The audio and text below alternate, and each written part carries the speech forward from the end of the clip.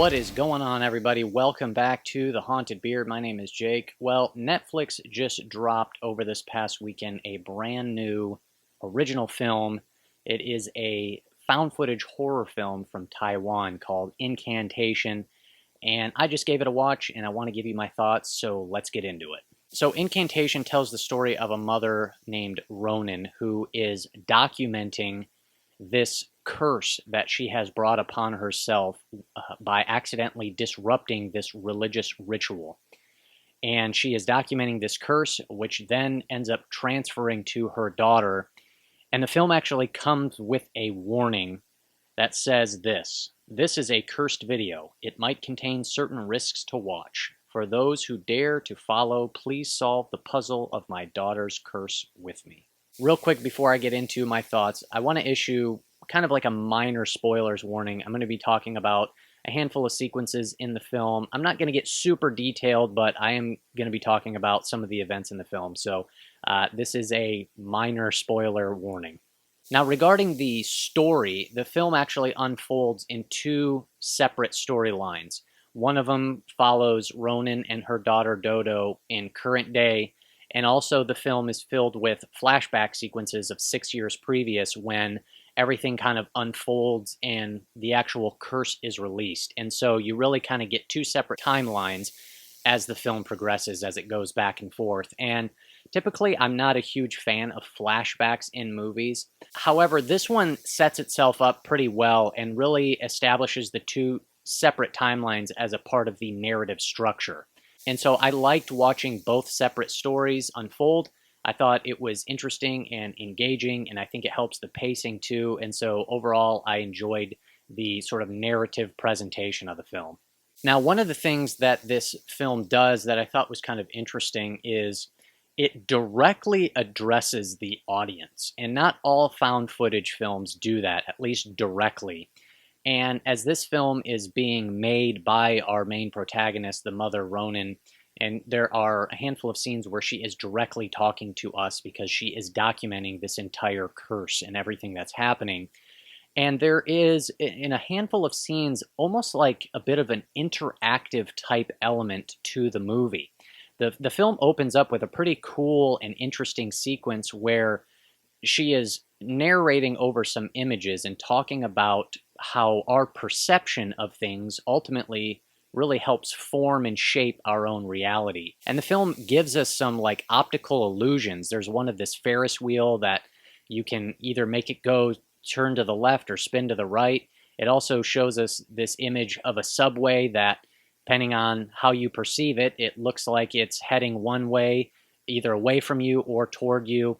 And so there's just kind of this theme of perception throughout the film. And like I said, a little bit of an interactive type element to it that I thought made this film interesting and kind of stand out amongst other found footage films. Now, I'm a bit of a sucker for found footage films in general. I know oftentimes they get a bad rap, and yes, of course, like with any subgenre, there are plenty of bad ones. But I find even the average ones have at least sequences and scenes here and there that I find pretty effective for me, so I'm a bit of a sucker for them. However, this film tends to play kind of fast and loose with the typical found footage formula. There are a handful of times where I was asking myself, where is this footage coming from, or who is filming this, where it pretty clearly doesn't seem like it's coming from any of the people or the cameras that are present within the scene. Another thing that this film does is that it has an actual soundtrack. And now, a lot of found footage films do. However, I typically like a found footage film to be very stripped down and bare, because a real, genuine found footage film isn't going to have any sort of post-production editing or a soundtrack to it. And so, in a way, it kind of takes away from the authenticity of the found footage feel. And also speaking to the soundtrack, this one's a bit tricky because I think the soundtrack that the film gives us is actually pretty good and is effective and overall contributes pretty well to the atmosphere. However, it does have a tendency to kind of hinder that authentic found footage feel that I personally enjoy. also, and I think this criticism comes with just about every found footage film, and it's just the question of, well, why are they still filming, right? Why are they filming this? And there were a few times where I was kind of asking that as well, that it just seems a little ridiculous that somebody is still filming this despite everything that's happening. It's just, it definitely, you kind of have to stretch that believability. But like I said, that's kind of typical with any sort of found footage film that you get.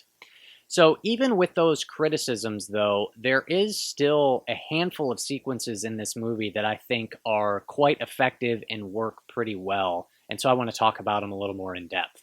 I think the opening 5 minutes are pretty strong. As I said, there's this kind of interactive optical illusion type element that kind of hooks you in right from the start. And then we're treated to this kind of quick montage of Dodo, the daughter, and the trauma and experience that she goes through throughout the film that's really disturbing. And so it just kind of grabs you right from the get-go. There's a sequence a little bit later on where we get this extended take of Ronan kind of moving throughout her apartment that works pretty well. There's another extended take where her daughter gets the camera and ends up jumping off of the roof, and then she finds the cursed video camera. That was a sequence that stood out for me. Then there's a sequence about halfway through where we have flashback to 6 years previous, where Ronan and a couple of her friends are at this village. And this sequence here, when you see it, you'll know it, I think, is the best sequence in the entire film, where basically the stuff hits the fan and things get crazy. And for the most part, we get kind of this long, again, extended take sequences.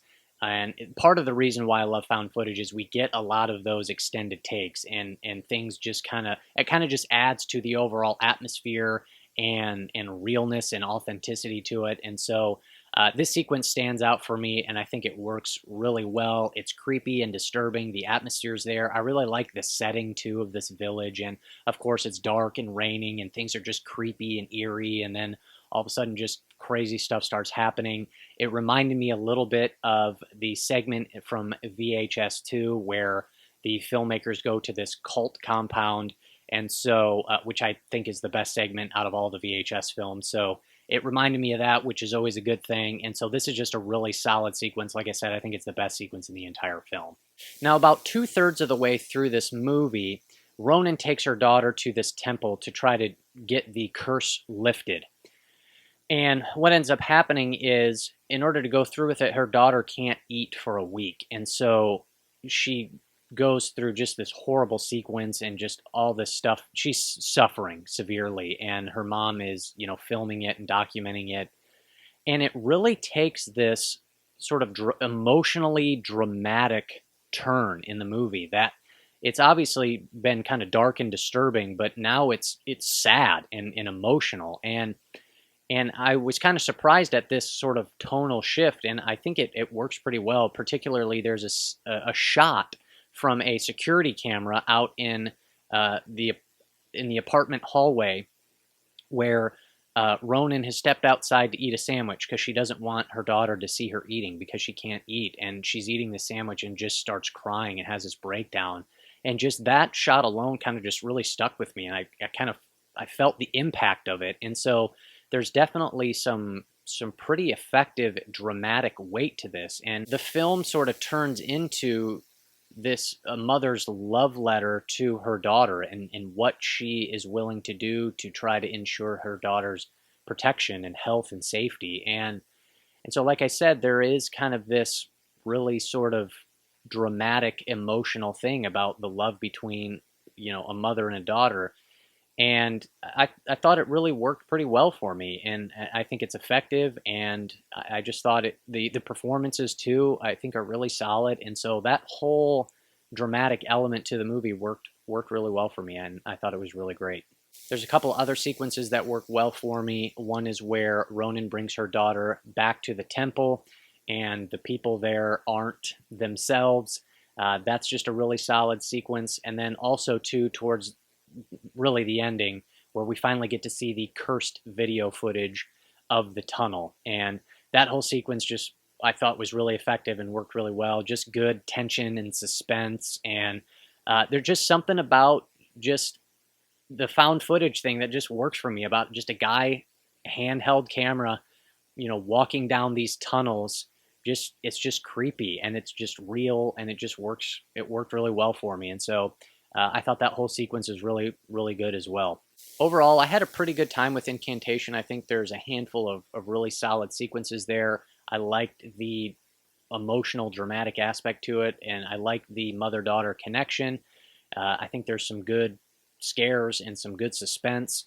I did have an issue with some of the kind of way it handled the typical found footage formula and things like that, but overall, I would recommend this one, especially if you're a horror fan and particularly a found footage fan. So I think for a grade on this one, I'm probably going to be probably somewhere around a 6.5, maybe a 7 or so out of 10 for me. So those are my thoughts on Incantation, and that is all I got for you. But hit me up down in the comments. Let me know what you guys thought of this, if you liked it, what you thought of it.